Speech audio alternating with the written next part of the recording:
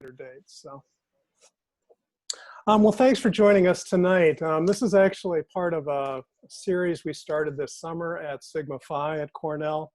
A chance for us to reconnect, feature some of our alumni, catch up on what people have been doing with their lives. While this technology has existed for a long time, I guess we were all sort of made aware of the value of it, the benefits, etc. Peter has opened this session up to anyone with an interest in either birds, bird watching, or Sigma Phi at Cornell, but we're not going to spend a lot of time on that. So. Pablo, welcome. It's good to see you. So let me just... great to be. Hi to everybody. Thanks, Dan, for inviting me. Sure. Hi, Peter. Where are you right now? Where are you, In Suezca. Wonderful. In Suezca, Cundinamarca. Love it. Just... no hay luz allá. No, there is no light, but there is good internet, though. Good. So we'll have more of these coming up. Actually, the end of August, we've got a session called You Don't Know What I Think. It's going to be about race, Cornell, and Sigma Phi. Three of our brothers from 3 different decades will be sharing their experiences and what it means to be not only Black in America today, but what their experiences were at Cornell and at Sigma Phi. I've been on the phone with them. They're got really remarkable stories, very different backgrounds that got them to Cornell, and fascinating stories and journeys since then. We're using the video conferencing format so people can see each other. It's a little more personal than the webinar. Peter will have some slides. I'm sharing the screen with him so he can share with you visually some of his experiences as well. Just a few items on protocol. If you're not speaking or don't have an immediate question, please keep your phone or your system on mute. It just apparently helps with the connection. And with that, let's get going. Peter, thanks for joining us. I guess I should tell you my story. I wasn't really interested in rushing fraternities, but my first time visiting Sigma Phi was actually formal rush week in January, and I got a tour of the house. And while I expected most houses to have, pennants of universities and a long line of beer bottles on the wall, I walked into Peter's room and there were 15 or 20 stuffed birds. I realized I was definitely in a different kind of fraternity. Anyhow, that was my introduction to Peter. He stayed he was there that extra year, which gave us a little opportunity to overlap. But over the years from a distance, of course, I've been following Peter's really quite remarkable vocation and avocation, and just thrilled that he's willing to share with us tonight a little bit more personal history and personal stories behind it.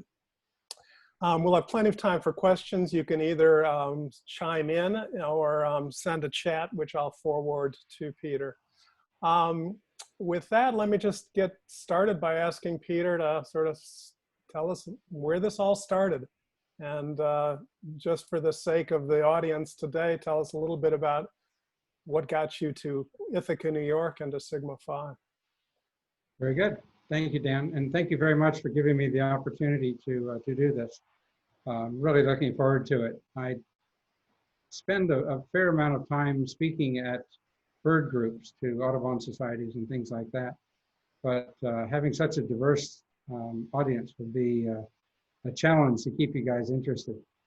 I have a slideshow that normally lasts about an hour to an hour and a half, depending on how many questions and how slowly it goes. And I've pared it down to about 30 slides. And what I plan to do is to go through that pretty quickly, largely because there are a couple of interesting stories associated with them. And there's some nice images that I think you guys will enjoy. A lot of people ask me when I started bird watching, and I quite frankly have absolutely no recollection of not being a bird watcher. As this photo attests, I was birding at a very, very young age. My Tasco 7x35 binoculars.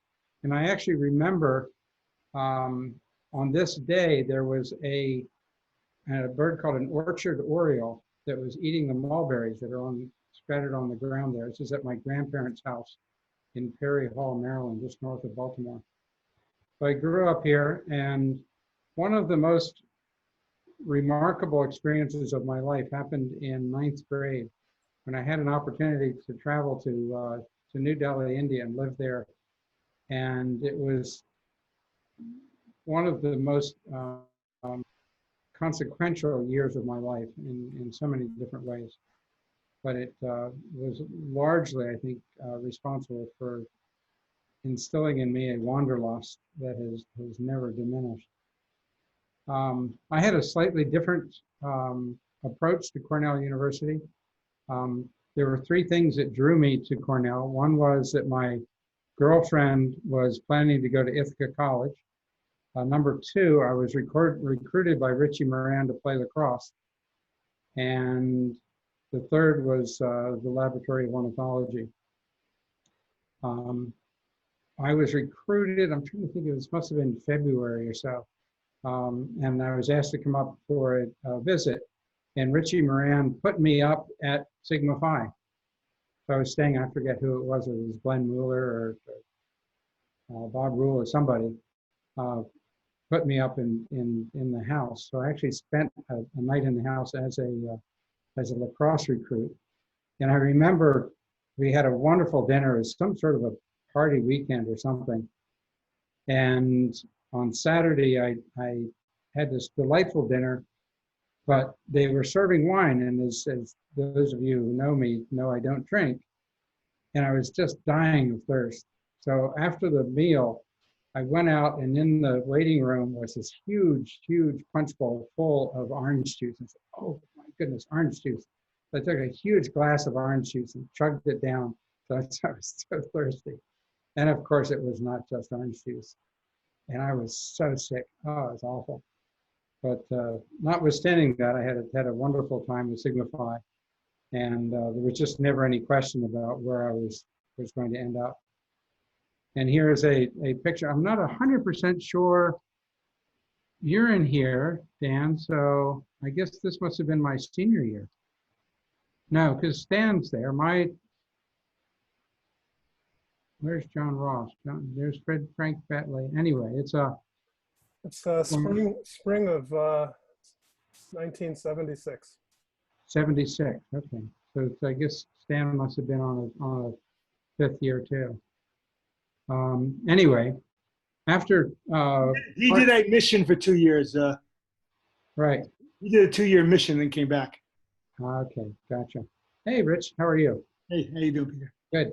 One of the interesting things is that though I was drawn to Cornell because of the lab of ornithology, I was turned off of birding or turned off of ornithology as a scientific endeavor by the lab. And the director at the time, a guy named Doug Lancaster, I remember him sitting down and telling me that it was just a terrible thing being a professional ornithologist. He spent all his time teaching and begging for money, and he never got out into the field. He never actually spent any time with birds, and he really hated it. So I figured, that probably wasn't what I wanted to do. So I went into the Peace Corps. This is my idea of going for mission. I spent 2 years in a tiny little village in the middle of nowhere in what is now the Democratic Republic of Congo. But it's one of the best places in the world to birdwatch for several reasons, including the fact that it is absolutely impossible for anybody else to get there now. So that a lot of the birds that I saw there have never been seen or been seen by very, very few other people. This was my first time that I ever almost died. I was bird watching in eastern Zaire, what used to be called Zaire back then, and was walking down a road, and there was a male Cape buffalo that was grazing on the side, and I decided that I would just walk past, he would just graze, and there wouldn't be any problem. When I got next to him, he looked up and he started pawing the ground just like they do in the cartoons, and started snorting. I said, oh my God, I'm dead. But I took a picture of him and froze. And once you freeze, they have very bad eyesight. And once I froze, he couldn't see me. So after a few minutes, he went back down to eating. He forgot that I was there. And I very, very slowly walked directly behind him so he wouldn't see me move vis-a-vis the background, and got out of there. Back in those days, when people, especially like the mothers of the girls I was dating and stuff like that, when they wanted to be nice to me, they always would tell me that I looked like Robert Redford, but I don't know, I guess. Anyway, after the Peace Corps, I joined the Foreign Service, and this was my first posting, my first workplace. This is New Delhi, India, and I was a visa wala in India. Shortly after that, I met my wife. As you all know, those of you who knew me at Cornell, I got married to a girl I met at Cornell. That did not last. She went with me in the Peace Corps, but she really wanted to live in suburban United States with a picket fence and a dog, and I didn't. So we parted our ways. My first assignment with my wife was in Bogota, Colombia. That hole is a special place. This is on the road east of a little town called Monte Redondo, which is about 50 kilometers as a crow flies from Bogota, Colombia. And in that little hole, we caught this bird, which is a bird that in our family we call the Kaestner's antpitta. The Latin name of it is Gralaria kaestneri. It was a bird that had never been recorded by anybody before. And I was the first person to discover it, so it was named after me. The normal English name for it is Cundinamarca antpitta, but I much prefer it to be called Kaestner's antpitta. Another Foreign Service posting was Windhoek, Namibia. And one of the things about being a diplomat is you get to meet famous people. And you can see I'm keeping an eye on Michael Jackson as he's doing something to my children's head. This was in Windhoek, Namibia in 2007. We also interestingly met another guy whose name is in the news this day. King Juan Carlos from Spain came down to visit Namibia, and I met him at a reception. Much later in my career, when I was in New Delhi, we were having a problem with Buddhist monks. The monks from the Dalai Lama's monastery were going to the US, and he would send a letter saying, this person, I know this person, he's going off to do some work for our monastery, and we would always give them visas. But you're not going to say, you're not going to question the Dalai Lama's word. Well, anyway, some of these monks were misbehaving. They weren't coming back when they're supposed to, and they weren't doing what they were supposed to in the US. So I complained to his representative in New Delhi, his ambassador, and they told him about it, and he was absolutely distraught. So he said he wanted to come and apologize to me personally.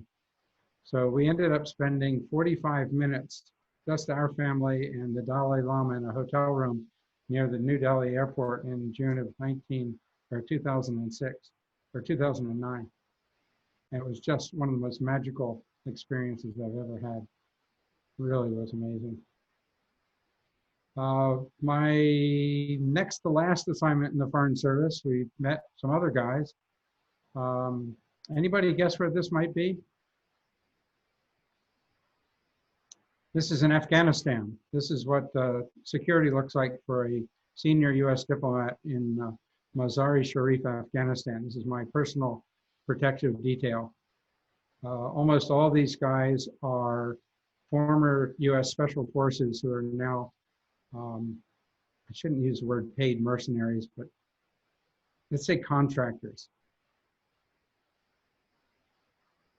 One of the interesting things about working in Afghanistan is all my bird watching was done on the military base. I couldn't leave it except for official business. So almost all my bird pictures are on razor wire. So after I left the Foreign Service, my wife and I took off on a great adventure down below. This is the Great Barrier Reef. We went to New Guinea, to the Mudman. We took a cruise to the subantarctic islands of New Zealand. Wonderful time. Unfortunately, the weather was kind of lousy. It was the worst weather they'd had in 25 years of doing this boat trip. And it was so bad that we were unable to land at Macquarie Island. This bird, by the way, has a wingspan of about 9 feet, to give you an idea of how big those waves are. And this is one of those birds. These are called albatrosses. They're feeding off the end of the boat where we're throwing out squid for them to fight over. After that, we went to the Galapagos. This is one of the famous Darwin's finches. This is the cactus finch. And this is a red-footed booby. And let me see if I can, I'm not sure whether you can actually see this, but you can actually see the people in the reflection of the eyeball of the bird. We're all standing around and I'm taking a picture of it in the front with a hat.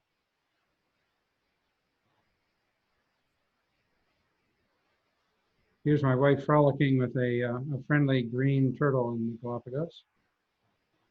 One of the things that I've been doing since I've retired, apart from traveling around the world, is working in Colombia.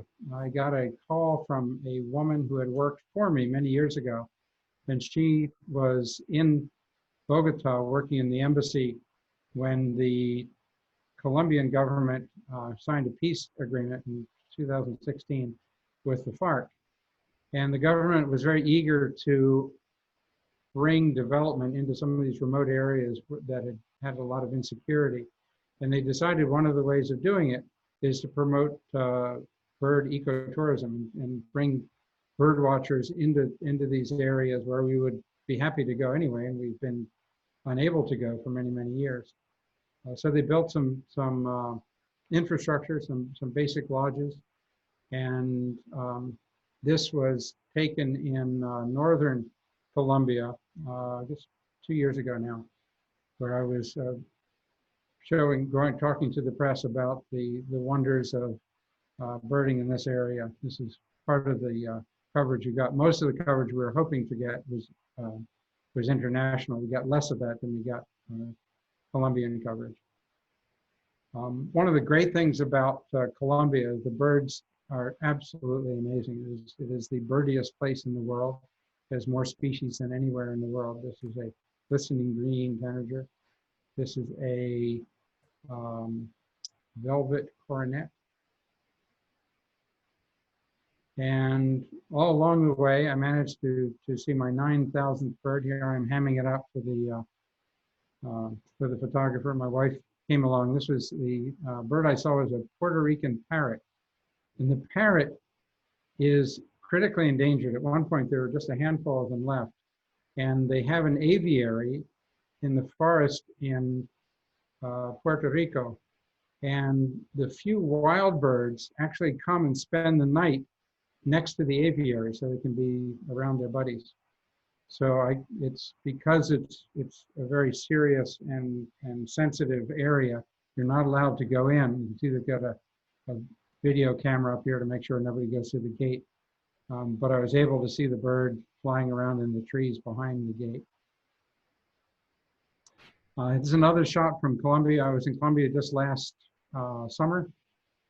This guy over here is the founder of Rock Jumper International Birding Adventures. And I'm now working as a part-time tour guide for them. In fact, this year, I did 3 tours in January and February before the COVID virus took effect. And in fact, flew back from India on the 8th of March, just before the shutdown.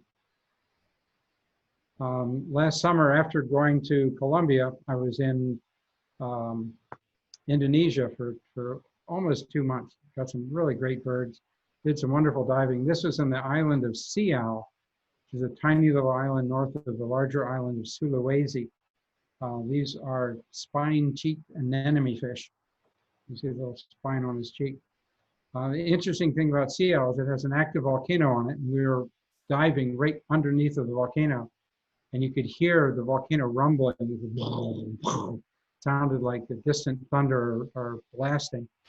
And I talked to the dive master about it and tell him how great it was. And he said that he had been diving with the German. They have about one customer a month there.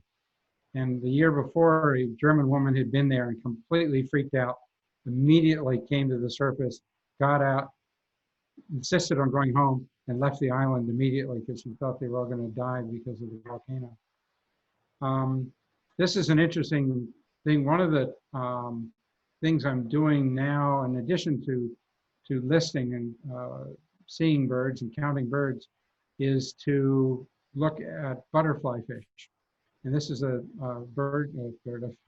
butterfly fish called the Arabian butterfly fish, which I saw in Djibouti, which is in the Horn of Africa. One of the safest places to look for some of the special butterfly fish from the southern Red Sea. Now, this picture was taken in February of this year. I'm leading a tour. This is basically what a tour looks like. You got a local guide here, the international guide, and then all the participants. Rock Jumper has, some of the tours are designed to be small group tours, and this is one of them. We also were in India. This is a view of. It never stops. It's been everywhere. I'm sorry? Anyway, so this is the last tour I did in northern India. Just spectacular scenery, in addition to great birds. Now, I told you before about the Robert Redford thing. I was working in Afghanistan, as you saw, and part of the training for that was a simulation of Afghanistan, which was done in southern Indiana. We had a bunch of Afghans that were working there. And it turned out I didn't speak Pashto, but they spoke enough Hindi, and I spoke enough Hindi that we were able to communicate. We had a very nice time. And one of the guys, as a way of commending me and being nice, smiled at me and said, "You know, you look just like Hafez al-Assad." So in 30 years of birding, I've gone from Robert Redford, a Hollywood heartthrob, to Hafez al-Assad, Syrian murderer and despot. So anyway, that's my story, and I'm sticking with it. Let me stop the sharing and see. There we are. So that wasn't too long. I'm ready for some questions. Yeah, we have the first question here, actually. Can you discuss how the photographic technology, especially digital, has changed your birding experiences? Oh my God. Oh my goodness gracious. Pretty much totally. It has absolutely revolutionized the whole experience of birding and bird study and bird listing. It is absolutely amazing. I got my first digital camera in 2003 or 4. I had a camera when I went to India in the early 80s. I actually got a 500mm mirror lens, which is a very small lens, not terribly high quality. It was Canon. But I would remember I would take a roll of film and I would be lucky to get one image that was halfway decent. And now looking at what I thought were halfway decent images with the hindsight of digital photography, they were awful. They were just pitiful. And I just threw out thousands and thousands of slides. They were not even worth going through because there may have been a couple of gems in there, but the vast majority of them are just junk. And one of the interesting things is that everybody's got a digital camera. If you don't have a digital camera, there's probably something wrong with you. I'm sorry. I hope there's nobody signed in tonight who's in that situation. But if you are trying to record things, and especially if you see something that's unusual, you've got to have an image of it. One of the real amazing things that has happened, which is, I talked somewhat disparagingly about the Lab of Ornithology earlier.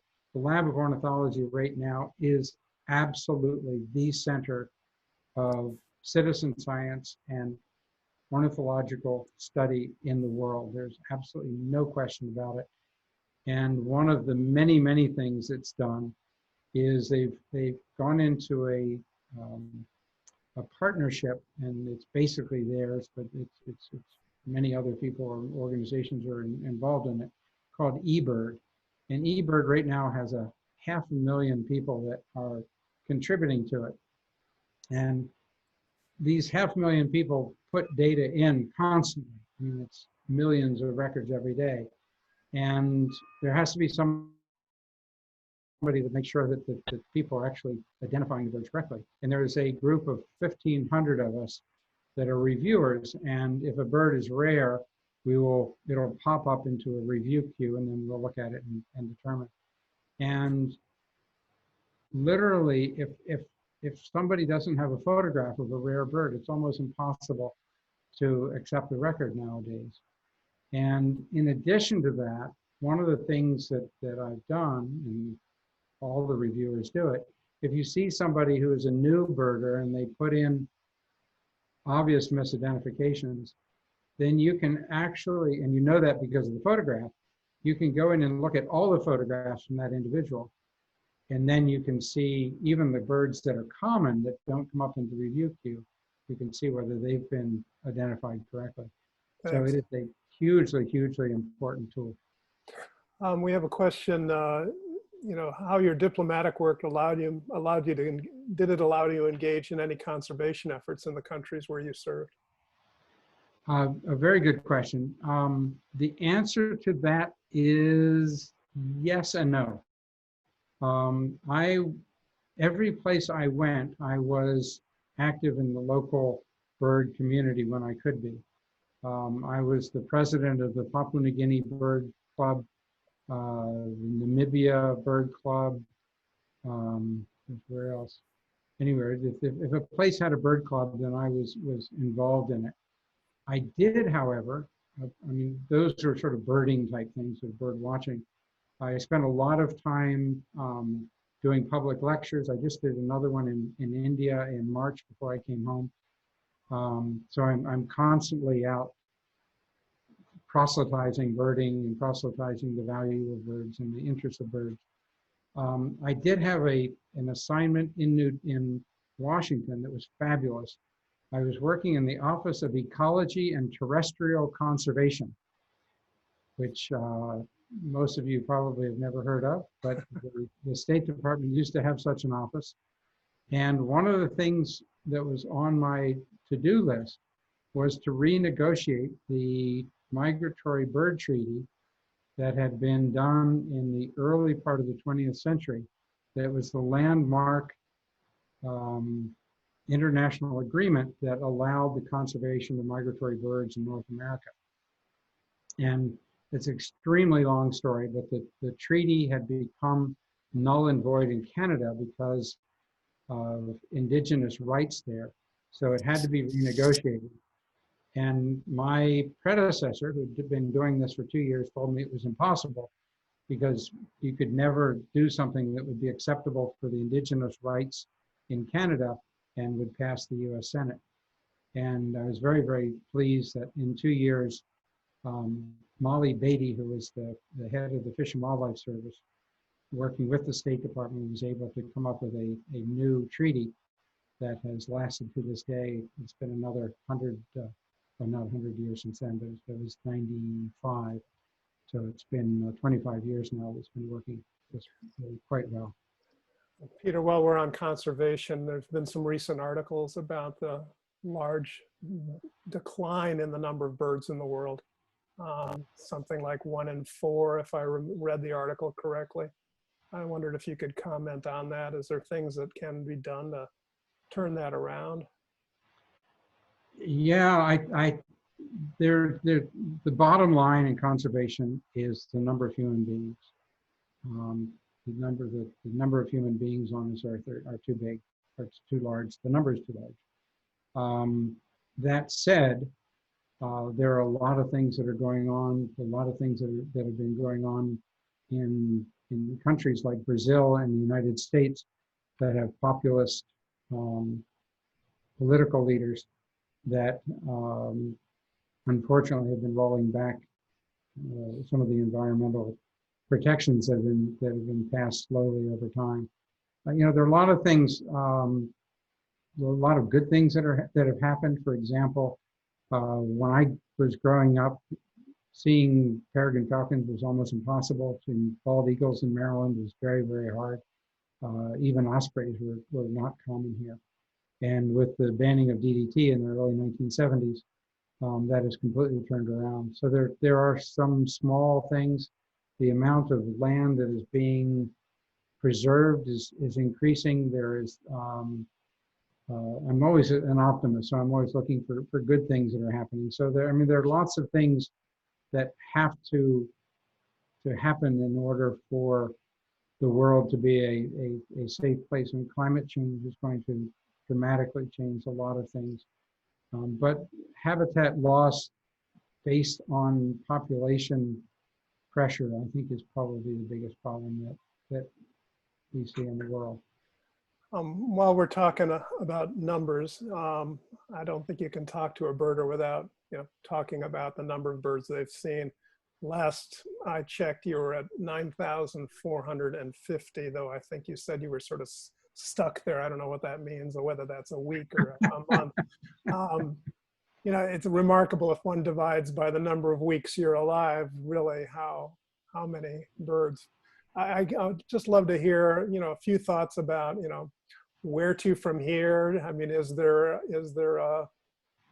a goal that you're still seeking? I also saw an article that they think maybe there's not 10,000 different birds, but 18,000. That's got to be a disheartening article for you. But no, quite the opposite. Yeah, you got a lot more to look forward to. But also, if you could talk a little bit maybe about Noah Stryker's project and where that fits in, and the difference between how many birds can one see in 1 year versus the objective of spending one's life doing it. The American Birding Association has a motto that there's many ways of birding as there are people, or as birders. There are a million different ways, and people who are interested in birds do it for lots and lots of different reasons. Some people put up feeders and are really just interested in what's going on in their feeders. Some people like to travel. Some people have backyard lists. I was out working on my wife's car. I can't say what I'm doing, but anyway, I was outside in the front yard, and there was a barn swallow. I heard a barn swallow fly over, and it's a bird I haven't recorded at my house before, so that was a new bird. And I have a list of birds that I see in Maryland. So if a bird shows up a week ago, a bird called Eurasian collared dove showed up in northern Maryland. I drove up to see it because I had not seen that bird in Maryland before. How did you hear about it? How did you find out that? eBird. Okay. eBird. It was in eBird, and I subscribe to a daily eBird alert. So every day I get a listing of all the birds that have been seen in Maryland that I have not yet seen. And back in June, there was a rare bird in Arizona that I'd never seen in my life. And I flew down to Arizona, and unfortunately I missed it. It was during that lag when the coronavirus was looking like it was going to do okay, and before it started taking off again. So yeah, there are lots and lots of different ways of counting birds. And I think one of the things that all of us share is a wonder for birds, that they're really unique organisms. They're just so amazing. They do amazing things. They're absolutely beautiful. And those of us who were bitten by the bug, and I pointed out earlier, I was bitten in the womb, I think. We all sort of share that amazing feeling that birds are very, very special. We want to be around them and learn more about them and encounter them as much as we can. Now, we talked once about whether you picked the career as a diplomat working for the State Department as a way of feeding your passion for birds, or if really was, you know, a dual passion in your life. Wondering if you could talk just a little bit about that and you know, how you made that Yeah. decision. And the other question really is, you know, if one has the kind of passion you have, but isn't being sent by all of us taxpayers all around the world to look at these birds, how does one fulfill that passion? And you're going to have to start asking me one question at a time. Last time you asked me 4 questions, and I only answered 1. So Sorry. unless you're trying to hide the questions, or you don't No, want to.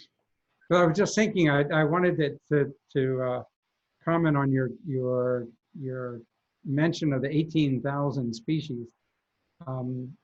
There used to be a guy at Cornell named Bill Brown, William Brown, who was one of the sort of pioneers of the whole organic evolution field, and he was working with a guy named Ernst Mayr at Harvard back in the 1950s when they synthesized something called the biological species concept. And the biological species concept, which is 70 years old now, is really quite remarkable. And it's one of those ideas that has stood the test of time and is still used by most ornithological organizations to define what species are. The guy that wrote that article about the 18,000 is somebody who is promoting a different species concept that is not as stringent as the biological species concept. So he can call things species that really aren't species. And it's interesting because he's done this, but he's never actually gone and formally proposed any of these species. He just said, oh yeah, there's so many species out there.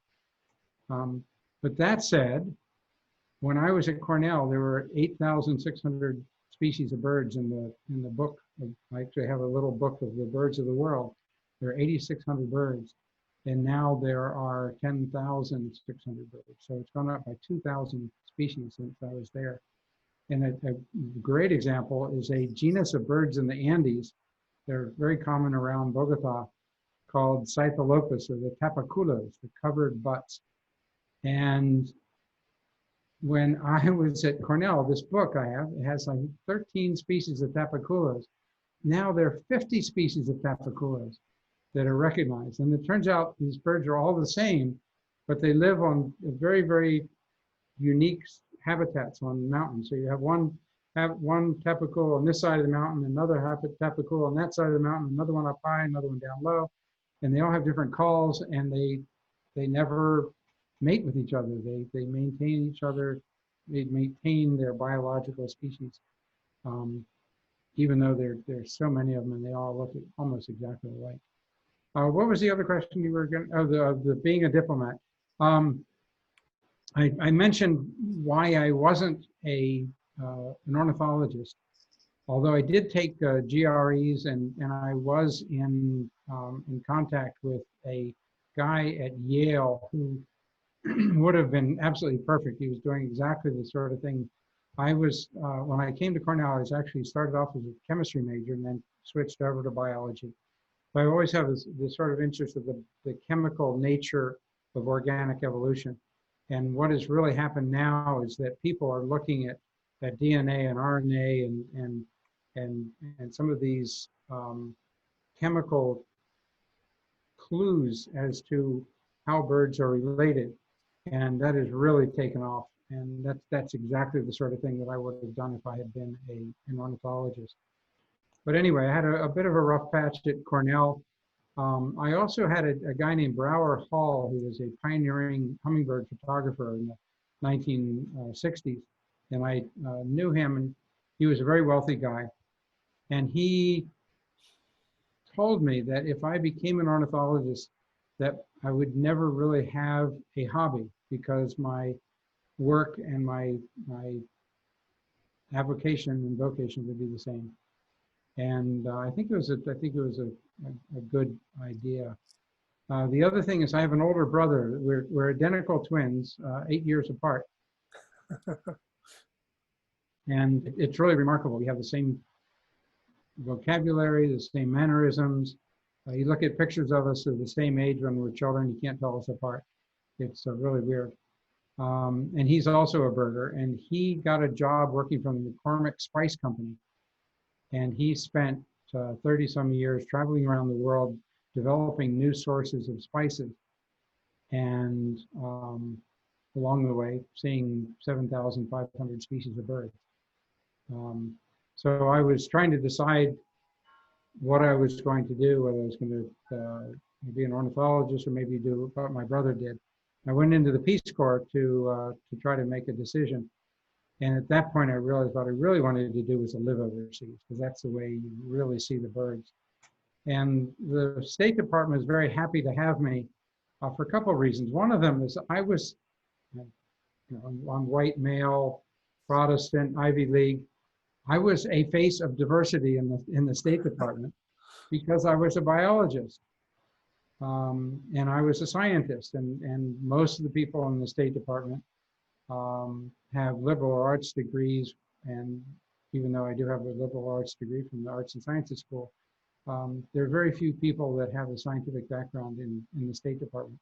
And as a scientist, I actually did some recruiting for the State Department at minority science fairs and things at various places in the West when I was based in Washington. So anyway, when I was in the Peace Corps, I really decided that's what I needed to do. And they were very, very happy because I was willing to go to places like Papua New Guinea. Bogota, Colombia, at the time I was there, was the most dangerous foreign posting in the State Department. And I was delighted to go there and saw lots and lots of birds, met some wonderful people. And it's, to this day, it's been one of the very special places in my life. That the United States, India, and Colombia are sort of the three places where my heart is most well settled. And we had a question, besides the species that's named after you, do you have either a favorite species observation, a memorable event, a favorite? So many. I think one of the greatest. I was one of my earliest assignments in the Foreign Service. This is 1985 to 1988. I was working in an office in Washington that was automating the visa process around the world. And the reason I took the job was because it meant traveling to places for a month or so at a time. And one of the places I went to was Guangzhou, China in 1986. And at that point, it really hadn't opened. There were very, very few tourists who had been able to go there at that time. But I was able to go, and I worked for a while in Guangzhou, and I managed to fly out to Chengdu, and then got a taxi to take me to a big mountain called Shan, which is a Buddhist a Mecca, a place where you go and pray. And so I got out to Wulong, and I'm sorry, Shan, and I was looking for a bird called a golden pheasant. I'm sure some of you all can Google it. It's one of the most beautiful birds in the world. Absolutely spectacular colors, great big long tail, the whole bit. But pheasants are very, very, very shy, and it's almost impossible to see them. But I heard one calling up above me in the forest, and it was very, very foggy. It's very early in the morning. So I crept up through the forest, and the bird was on a little razor edge ridge, and I got up just underneath of it, and I looked over the top of the ridge, and there, right in front of me, maybe 20 or 30 feet, was this male golden pheasant who was sitting on a branch on this pine tree, and it was a completely unobstructed view. The bird couldn't fly because it was so foggy. Normally they would just take off and zoom down in the valley, but he was walking back and forth on the branch, trying to stay. There he is. trying to figure out what to do about me, and I was just peeking up, so I didn't bother him quite too much. But it was a great encounter with one of the most gorgeous birds of the world. That is an amazing bird.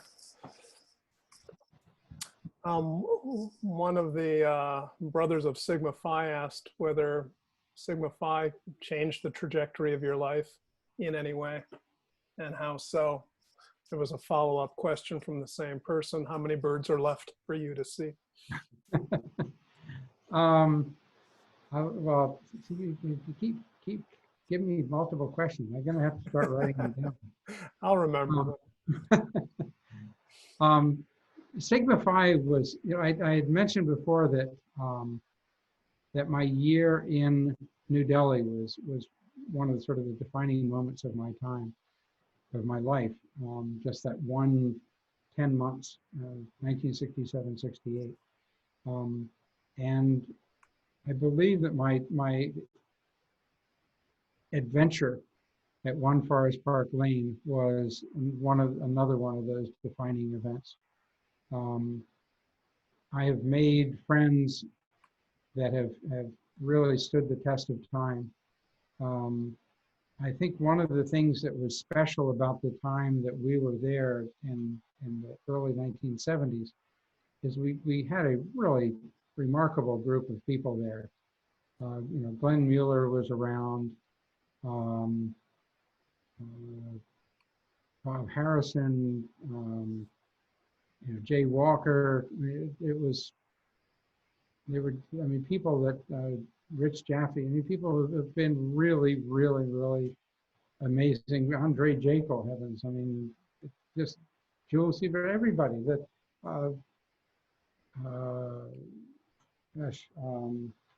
the crazy Colombians. We were just, Pablo and oh God, what was Pablo, what is your friend's name? Christian. Christian Blyer. The late Christian Blyer. Christian Blyer, yes. No, they were just amazing, incredible diversity of people, incredible different people. We had Mormons, we had Jews, we had Christians, we had atheists, we had Brazilians, we had Colombians, we had lacrosse players, it was a remarkable place, and I've always treasured that diversity, and the bonds that we were able to construct in that time and place were priceless. Now, what was the other question? How many birds are left? Oh, the birds are left. They're 10,600, and I was hoping to get to 9,500 this year. And you say I'm stuck at 9,500 because I can't see anything new. The only chance for seeing a new bird was this crazy Mexican bird that hopped across the border in June. But I missed that. That would have been the only potential life bird. So anyway, yeah, so there are about 1,000 left. Nobody, the person with the biggest list has seen a little over 9,600. And there are three people. One person who's deceased now has seen 9,600. And one person's got about 9,630, and the other's got 9,670. So the follow-up question from someone is, so if there are still these other 1,100 birds or whatever the number is left, when you can travel, where are you likely to find the most? Where are they? Yeah. One of the first things I did when I got to 9,000 is I started plotting out how to get to 10,000. And I actually have a spreadsheet that puts all the places I need to go and how many birds I'm going to see and all that sort of thing. Indonesia was the Holy Grail. At the beginning of last summer, there were, I think, 320 birds that I had not seen in Indonesia. Fully a third of the birds I needed to see. And last summer, I saw over half of them. I think I saw about 170 new birds. So that was really, really great. Other places, I've never birded in Vietnam, and there are about 60 or 70 potential new birds for me in Vietnam. One of the things is this is a game of diminishing returns. When you get to a place and you see the easy ones, the only ones left are the hard ones. And so what it means is that there are very, very few places where I've never been. For example, Polynesia, I've never been to Polynesia. There are about 50 birds in Polynesia I can get. And most of the islands have small numbers of birds, but if I get to those islands, they're relatively easy to get. Cook Islands has 10 birds. Tahiti has 4 or 5 birds. Rarotonga has a couple. You just need to get to all the different places to add them up. Great.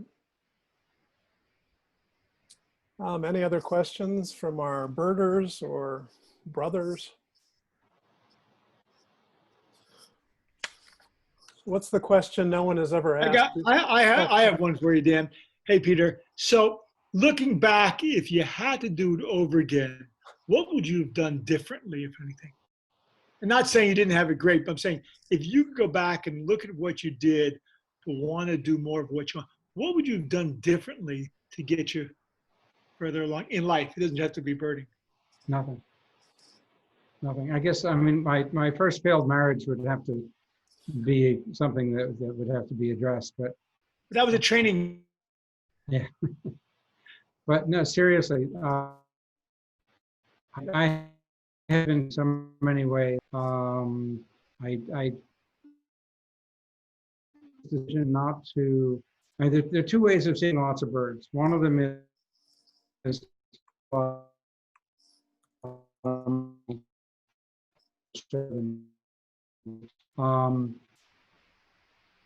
Peter, can you repeat that? You're frozen right now. or Let me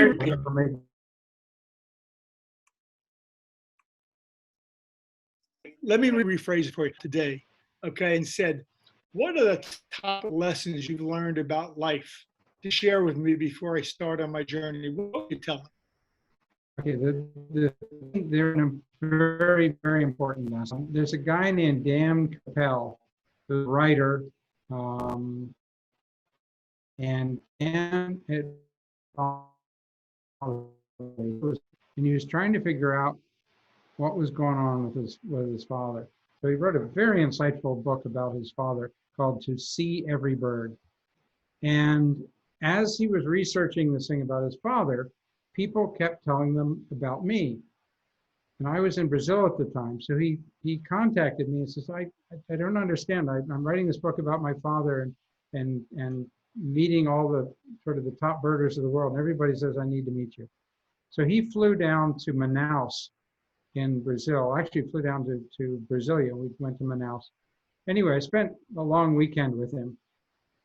And he ended up writing a whole separate chapter. He wrote a book about his father, but in the book, he added a separate chapter completely unrelated to his father about me. And in that, he said that I was the only top 10 birder in the world that had a pet. That had a pet. And I think that really is sort of the one thing that separates me and that has been something that has made me a very happy and fulfilled person, is that because I was living overseas and could bird watch on weekends and holidays and get out and bird watch in the morning, for example, I didn't have to be away from my family for a long period of time in order to see a lot of birds. And because of that, I have a wonderful wife. I have 2 wonderful daughters. We had a dog. We had a black lab called Rocky that lived for almost 20 years. We had a black cat that stayed inside all the time named Kirtland. It was named after a bird that my wife had seen and I hadn't. So Kirtland was a constant reminder that I had never seen Kirtland's warbler and my wife had seen it. So anyway, that I think is probably, because I was able to do it as a diplomat, it allowed me to have a very normal, if being a diplomat is normal, a very normal life. And where we were living, I would be active on the school board. I'd be active on the church governing board. I had a very, very interesting and very, very important job. And I was seeing tons of birds. So it really was satisfying on so many different levels. Thanks, Peter. That's a Somebody, great question. as an aside, somebody asks, what's the story of the fabulous chest behind you? India, as I said, the three places that have parts of my heart are India, Colombia, and the United States. And this is just one of the many memories of India that we got. You can get handcrafted furniture like this for a song, and it really is quite remarkable.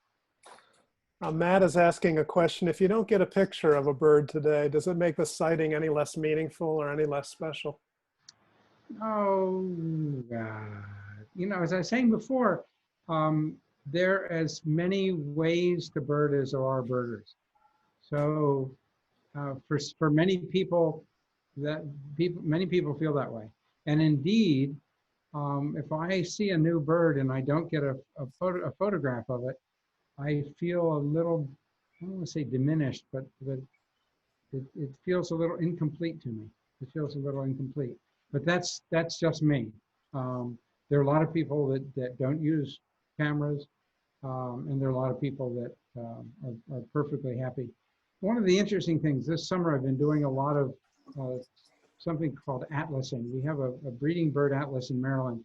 They've divided Maryland into 1,600 blocks, tiny little blocks. You go into a little square and you see how many birds are breeding in that square. And normally when I'm birding, I'm getting birds. You see a bird, you see a bird, you see a bird, you get another. You might see a bird doing something interesting, but basically you're seeing birds and identifying them. But when you're doing a breeding bird atlas, you have to watch the bird to see if you can prove that it's breeding. And a good example, I was out in Western Maryland at one of these blocks, and there was a group of grackles. Grackles often grow in groups. When you see a group of grackles, it doesn't mean that there's any breeding going on. But I noticed that one of the birds was a little duller, and he was having trouble standing on the branch. And I said, that's a baby bird. He can't even stand up. And because it was a recently fledged bird, I was able to prove that the grackles were breeding. Sounds like maintaining one last question here. Maintaining a list is also about honesty with yourself and with others. Just seems that this is a field in which either you try and convince yourself what you saw in a moment's glance was the bird you were seeking. How does that come into play in your? That's something that scientists call conformational bias. And sometimes it's a little more malign than that, but let's call it conformational bias for now. It's difficult, and I'm surprised that it's taken this long for that question to come up. Usually it's the first thing that people ask me. Why does anybody believe you? But it's honest face. People have reputations. People have reputations of being really careful. People have reputations of being less than very careful. And one of the interesting things about photographs is that nowadays you can prove things. There are a few, very, very few people that actually do fraud and make up photographs. They'll take a photograph from that was taken somewhere else and claim it was where they said they saw the bird, but that's very, very rare. All right. But there's not a lot of money in it, so it's hard. There's not, you don't get that sort of monetary incentive to lie and cheat. All right. Well, thanks, Peter, and thanks for everyone for joining us tonight. This was a wonderfully intimate group and a chance to learn a little bit more, not only about birding, but obviously about your life's journey.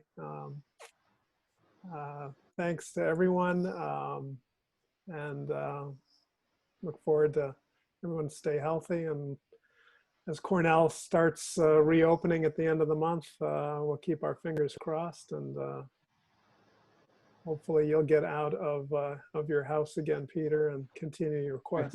My first trip is the end of January, but I don't think that one's going to go. Then I've got March for Vietnam, April in the Philippines, Far Eastern Siberia in July, Svalbard, Norway in August, and Indonesia in September. So let's all keep our fingers crossed for a effective vaccine.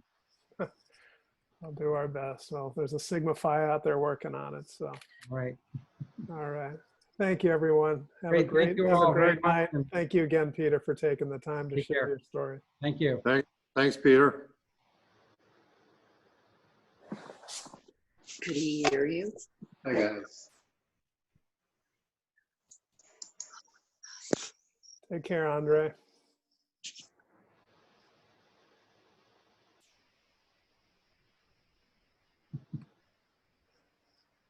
Peter, thanks a lot. Got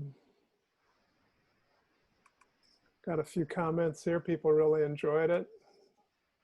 Thanks. It was a lot of fun. Thanks. Great session. Fascinating. Thank you. So, Well, I won't get the full readout until my wife sees it, and she'll critique me. That's only a wife can. well, you know, I'm not Katie Couric, so I apologize for the multiple questions, but if you were a hostile witness, I would have had you on edge. So. I just feel bad because as the questions are coming, I say, yeah, I got something to say about that. Yeah, let's talk about that, and then I start talking, and somebody yells squirrel, and that's the end of the. Yeah, well, I'll get better at this. Anyhow, well, you know, I do hope when the satellites revolve, we'll get you back up to Ithaca to give us a personal tour through the woods. So That'd be good fun. I know you did that a few years back, and people had such a great time. You know, it's kind of like being on the basketball court with LeBron James. You just view the game a lot differently when he's standing right next to you. So. Back in the 80s, they used to compare me to Wayne Gretzky. I don't know what happened. Jules is shaking his head. In the intramural hockey game, is that it? Yes, you know, I need to, you know, that thing with Robert Redford and Hafez Al-Assad. I need to do that with a sports thing. That, you know, I started off as Wayne Gretzky, and I end up with I don't know who. So. Haven't figured out who that's going to be yet. Yeah. So Jules, Peter. how are you doing? Doing great. Peter, did you know Willard? No, Okay. I think I bumped into him once, but didn't really. Yeah, where'd you go to high school, or where'd you do high school? I went to Friends School in Baltimore. Okay. Because I think he went to Gilman. Yeah, they used to be our rivals. Yeah. Okay. All right. Well, I'm one thing Karen just reminded me or suggested to me. Glenn's actually in Washington right now. He'll be back in Ithaca shortly, but I'm going to make sure, Dan, once you make this recording available, I'm sure he would like to see it too. And John Ross. Pretty pictures in front. Yeah, and John Ross too. Yeah, a few others asked me to send them the link. They couldn't. Yeah, They had to, and I spoke with Pablo earlier, and he and I speak a lot, so I knew he was going to be on tonight. Yeah, I try to bump into him whenever I get to Columbia. I'm not quite as successful as I'd like to, but I have bumped into him a couple of times down there. It's been a lot. So have you been to the La Guajira? Yes, I was in La Guajira, that Barriada Diplomática that I showed you, where we did the tour with the press. We went to Guajira there. It was really, Pablo is quite the development there. Yeah, no, he's talked to me several times about trying to promote it. And I'm not sure. I tried to I put him in touch with somebody, but I'm not sure anything ever happened of it. Yeah, we went January of last year.